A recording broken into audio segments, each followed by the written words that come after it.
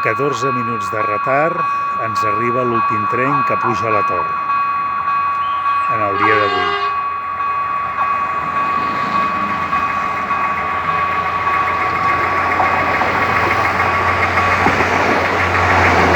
La 106, tota grafitejada, i la 124.